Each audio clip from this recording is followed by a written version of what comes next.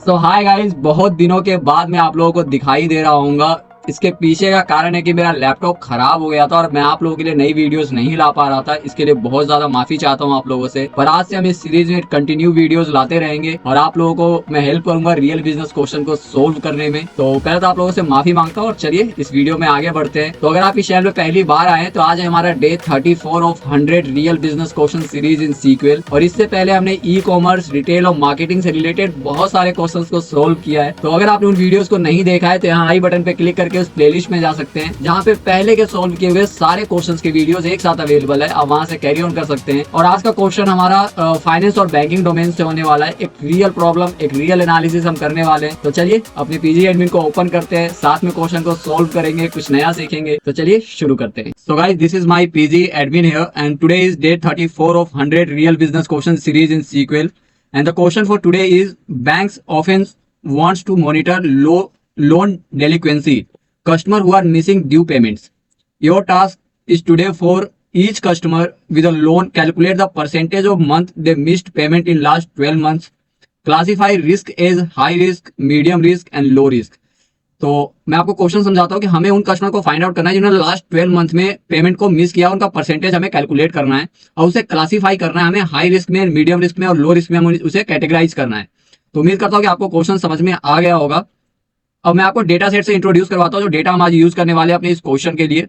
तो हमारे पास ये तीन टेबल है यहाँ पे। पहला टेबल हमारे पास लोन कस्टमर्स का है, दूसरा हमारे पास लोन्स टेबल है और तीसरा पेमेंट्स टेबल है। मैं एक एक करके आपको तीनों दिखा देता हूँ यहाँ पर।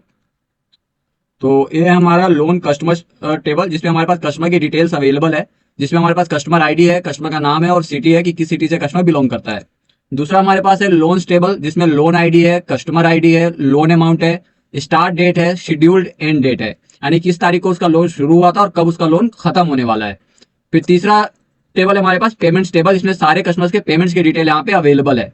तो इसमें हमारे पास पेमेंट आईडी है, लोन आईडी है, पेमेंट मंथ है, ड्यू मंथ है और पेड है कि उस कस्टमर ने पे किया है कि नहीं किया है। तो ये तीन टेबल हमारे पास है जो आज हम यूज करने वाले हैं अपने क्वेश्चन को सोल्व करने के लिए। तो चलिए बिना टाइम को बर्बाद किए क्वेश्चन को सोल्व करते हैं। और आपको ये सारा डेटा नीचे डिस्क्रिप्शन में लिंक दिया गया है मेरे गिटहब प्रोफाइल का, आपको वहां सारा डेटा मिल जाएगा। So don't worry about that, आप वहां से कॉपी कर सकते हैं, डेटा को लेकर के इसे खुद प्रैक्टिस कर सकते हैं। ठीक है, तो चलिए क्वेश्चन को सोल्व करते हैं। सबसे पहले क्वेश्चन को सोल्व करने के लिए हम ये पता करेंगे कि कितने महीने की कोई भी लोन कस्टमर ने लिया था, उसका टोटल ड्यू मंथ कितना था और उसने कितना पे किया है। तो इसके लिए यहाँ पे तीनों टेबल्स का हमें यूज करना पड़ेगा, क्योंकि हमें लोन आईडी भी चाहिए, कस्टमर का नाम भी चाहिए और पेमेंट किया है कि नहीं किया है वो भी पता करना है। तो हम यहाँ पे तीनों टेबल्स का यूज करेंगे, जिसके लिए हम ज्वाइंस का यूज करेंगे यहाँ पर। तो चलिए सबसे पहले हम यहाँ पे लिखते हैं सेलेक्ट और यहाँ हम ले लेते हैं लोन आईडी अपने लोन टेबल से। ठीक है, लोन आईडी। और दूसरा हम लेते हैं लोन कस्टमर से हमारा कस्टमर नेम, कस्टमर नेम। इसके बाद हम पेमेंट लोन टेबल से हम लेंगे यहाँ पर, देखो मैं चेक कर लेता हूँ हमें क्या लेना है। लोन अमाउंट लेना है, हाँ लोन अमाउंट ले लेते हैं, एल डॉट लोन अमाउंट। ठीक है, और इसके बाद हमें सारा पेमेंट यहाँ पे कैलकुलेट करना है, कितना टोटल पेमेंट ड्यू है, यहाँ पे कितने मंथ की ईएमआई थी टोटल। तो इसके लिए हम यहाँ पे काउंट ऑफ एवरीथिंग कर देते हैं और यहाँ हम लिख देते हैं मिस्ड मंथ नहीं, ड्यू मंथ। ठीक है, ड्यू मंथ। ठीक है, इसके बाद हम यहाँ पे कैलकुलेट, यहाँ पे फिर हम चेक करेंगे कि उस कस्टमर ने पेमेंट किया है कि नहीं किया, उसको हम सम करेंगे कितनी मंथ की उसने ईएमआई को पे किया है। तो हम यहाँ पे सम फंक्शन का यूज करेंगे और यहाँ पे एक केस लगाएंगे कि वेन जो पेमेंट में से हमारा पेड कॉलम है वो ट्रू होना चाहिए, देन यहाँ पे हम 1 कर देंगे उसे, एल्स में उसे हम 0 रखेंगे। ठीक है, और एंड कर देंगे। इसे हम ले लेते हैं एज मिस्ड पेमेंट ले लेते हैं। ठीक है, पेमेंट। ठीक है, और मिस्ड पेमेंट या मिस्ड मंथ कुछ भी आप ले सकते हैं, वो आपके ऊपर डिपेंड करता है। ठीक है, और इसे हम लेते हैं फ्रॉम, जो पहला टेबल हम यहाँ पे लेंगे वो होगा हमारा लोन्स टेबल, एज एल। इसके बाद हम यहाँ पे ज्वाइन का यूज करेंगे और जो हमारा लोन्स कस्टमर टेबल है उसे हम यहाँ पे लेंगे। ठीक है, लोन कस्टमर्स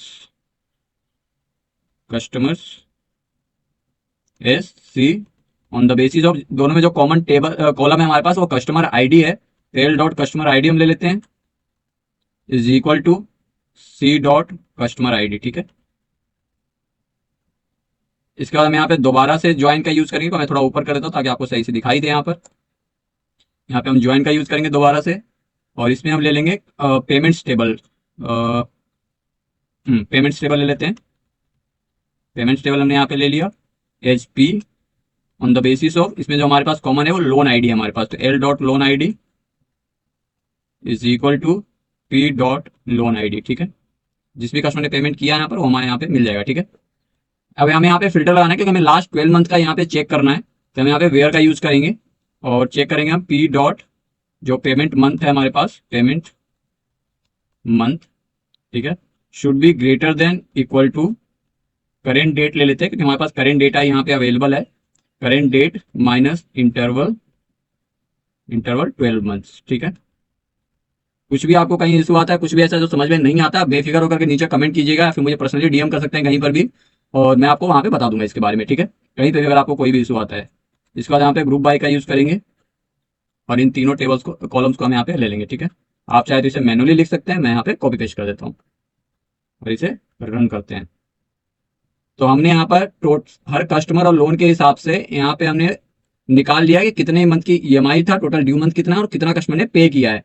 ठीक है, अब हमें इसका परसेंटेज कैलकुलेट करना है कि किसी कस्टमर ने कितना परसेंट अपने ईएमआई अपने ड्यू मंथ को पे कर दिया, ईएमआई पेमेंट कर दिया उसने। तो इसके लिए हम यहाँ पे पहले सिटीज का यूज करके इसे एक टेम्पररी टेबल में कन्वर्ट करेंगे और इसे हम एक नाम दे देते हैं विथ पेमेंट समरी। ठीक है, इज दिस टेबल, और इसे यहाँ पे क्लोज कर देते हैं। अगेन हम यहाँ पे सेलेक्ट लिखेंगे। ठीक है, और इसमें से हमें क्या क्या लेना है, हमें लोन आईडी ले लेते हैं, यहाँ से कॉपी पेस्ट कर देता हूँ मैं, आप चाहे तो मैनुअली लिख सकते हैं, वो आपके ऊपर डिपेंड करता है। ठीक है, और फिर हम यहाँ पे कस्टमर का नाम भी ले लेते हैं और लोन अमाउंट भी ले लेते हैं, जो भी आप लेना चाहे यहाँ पे ले सकते हैं। ठीक है, कोई भी इशू नहीं है। और अब हमें ड्यू मंथ भी यहाँ पे मिल चुका है, तो ड्यू मंथ ले लेते हैं। ड्यू मंथ ले लिया हमने यहाँ पर। इसके बाद हमने मिस्ड पेमेंट ले लिया यहाँ पर। ठीक है, अब इसका परसेंटेज कैलकुलेट करते हैं, तो इसके लिए हम यहाँ पे ब्रैकेट लगाएंगे और जो ड्यू मंथ है, due month minus missed payment लिख देते हैं। ठीक है, और इसे मल्टीप्लाई कर देते हैं 100 से और डिवाइड कर देते हैं ड्यू मंथ से, तो हमें परसेंटेज कैलकुलेट करके यहाँ पे मिल जाएगा टोटल मिस्ड पेमेंट का, इज मिस्ड परसेंटेज। ठीक है, और इसे हम ले लेते हैं फ्रॉम जो हमारे पास पेमेंट समरी टेबल हमने क्रिएट किया था उससे। ठीक है, नाम सही लिखा है मैंने, पेमेंट समरी, यहीं से कॉपी कर लेता हूँ ताकि कोई इशू ना हो। ठीक है, और इसे रन कर लेते हैं और हमारे पास एक एरर आ गया है, ड्यू मंथ्स नॉट अवेलेबल। कहाँ पर है, यहाँ पर। इसे दोबारा से रन करते हैं। तो हमने यहाँ पे टोटल मिस्ड परसेंटेज यहाँ पे निकाल दिया है, कस्टमर ने कितने परसेंट अपनी ईएमआई को मिस किया है। ठीक है, अब हमें यहाँ पे करना क्या है कि पहले तो हम इसे राउंड करेंगे और हमें इसे कैटेगराइज करना है हाई मीडियम और लो रिस्क में। ठीक है, तो इसके लिए अगेन हम इसे एक टेम्पररी टेबल में कन्वर्ट कर देंगे, जिसका हम नाम दे देते हैं यहाँ पे risk calculation, risk calculator calculation as this table. यहाँ पे कॉमा लगा देते हैं और इसे यहाँ पे क्लोज कर देते हैं। ठीक है, अगेन हम यहाँ पे सेलेक्ट लिखेंगे। सेलेक्ट लिखने के बाद हमें यहाँ पे क्या क्या चाहिए, कस्टमर का नाम चाहिए हमें, तो कस्टमर का नाम ले लेते हैं। ठीक है, और ड्यू लोन अमाउंट भी हम ले लेते हैं, लोन अमाउंट ले लेते हैं, लोन आईडी भी ले लेते हैं, चलो कोई दिक्कत नहीं है, लोन आईडी ले लेते हैं। फिर ड्यू मंथ ले लेते हैं, ड्यू मंथ ले लिया मैंने, और मिस्ड पेमेंट बिल कॉलम ले लेते हैं। ठीक है, अब हम यहाँ पे फिर से केस का यूज करेंगे, केस, और चेक करेंगे व्हेन जो हमारा मिस्ड पेमेंट परसेंटेज ये वाला जो हमारे पास था वो होना चाहिए। देखो मैं चेक कर लेता हूँ क्वेश्चन में, अगर 40% से ज्यादा है तो हाई रिस्क में रहेगा, 20-40 के बीच में है तो मीडियम रिस्क रहेगा, और 20 से कम है तो लो रिस्क में रहेगा। तो यहाँ पे कर देते हैं missed payment is greater than 40 then high high risk. ठीक है, and when again missed payment हम यहाँ पे ले लेते हैं, missed percentage sorry, between 20 and 40 then जिसे हम मीडियम रिस्क ले लेते हैं। ठीक है, आपको अगर कहीं पर भी कुछ भी समझ में नहीं आता आप डायरेक्टली मुझे डीएम कीजिएगा, नीचे कमेंट कीजिएगा, मैं आपको बता दूंगा। ठीक है, कोई भी इसमें समस्या नहीं है। मीडियम रिस्क हम यहाँ पे ले लेते हैं और एल्स के लिए हम यहाँ पर लो रिस्क ले लेते हैं बाकी सबके लिए। ठीक है, इसे लो रिस्क लिख लेते हैं।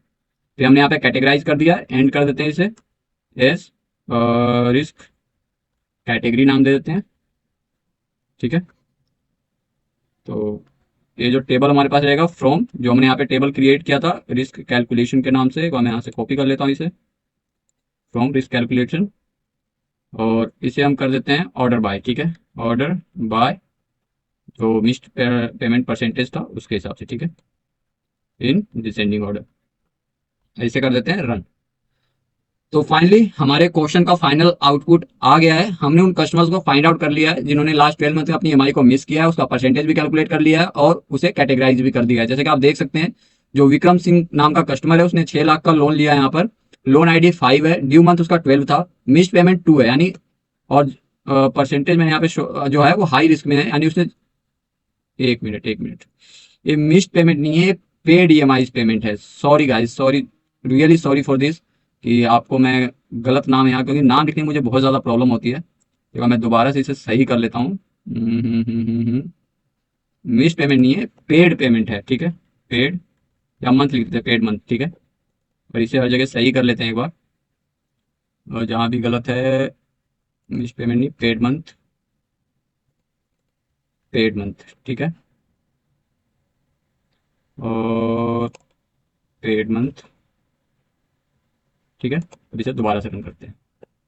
तो फाइनली हमने इस टेबल को करेक्ट कर लिया है, आप भी इसे करेक्ट कर लीजिएगा। अगर आपको हो सकता है कि आपको पहली चीज़ें समझ में आ गई होगी, अगर नहीं भी आया तो कोई दिक्कत नहीं, हमने इस चीज़ को समझ लिया है। तो टोटल 12 मंथ की उसकी ईएमआई थी, इसमें उसने 2 पे किया है बस, बाकी सारी उसकी ड्यू है, यानी वो हाई रिस्क कस्टमर है। एक बार परसेंटेज अगर आप यहाँ शो करना चाहते हैं, परसेंटेज भी शो कर सकते हैं। मैं एक बार आपको शो कर देता हूँ यहाँ पर, एक मिनट, यहाँ पे मैंने शो कर दिया है। वैसे दोबारा से रन करते हैं। तो जैसे कि आप देख सकते हैं हमारे यहाँ पे कस्टमर शो हो गए हैं। आप इसे राउंड कर सकते हैं, राउंड कर देता हूँ यहाँ पे एक बार, राउंड अप टू 2 डेसिमल्स कर देते हैं, एस मिस्ड परसेंटेज। ठीक है, तो मिस्ड परसेंटेज हमने यहाँ पे कैलकुलेट कर लिया है। कि आप देख सकते हैं 83% पेमेंट जो है इसकी मिस्ड है, यानी हाई रिस्क कस्टमर है। फिर ऐसे ही रोहित मेहता है high risk customer, Amit Sharma है high risk customer, Sneha Kapoor और प्रिया वर्मा की 0% मिस्ड पेमेंट, यानी सारी ईएमआई पेमेंट हो चुकी है, तो वो लो रिस्क कस्टमर्स हैं। तो ये था हमारा आज का फाइनल आउटपुट। उम्मीद करता हूँ कि इस क्वेश्चन से आपको काफी कुछ सीखने को मिला होगा। कहीं कहीं कुछ गलतियां हुई जो मैंने सुधार दिया है, आप भी इसे सुधार लीजिएगा। डेटा आपको नीचे डिस्क्रिप्शन में मिल जाएगा, मेरे गिटहब प्रोफाइल का लिंक, आप वहां पे जाकर के ले सकते हैं। कोई भी आपको इशू होता है, कुछ भी आपको जानना है सीक्वल के रिगार्डिंग, डेटा एनालिटिक्स के रिगार्डिंग, पावर बीआई के रिगार्डिंग, आप नीचे कमेंट कर सकते हैं। डायरेक्टली मुझे लिंक्डइन पे, इंस्टाग्राम पे डीएम कर सकते हैं, दोनों का लिंक आपको डिस्क्रिप्शन में मिल जाएगा।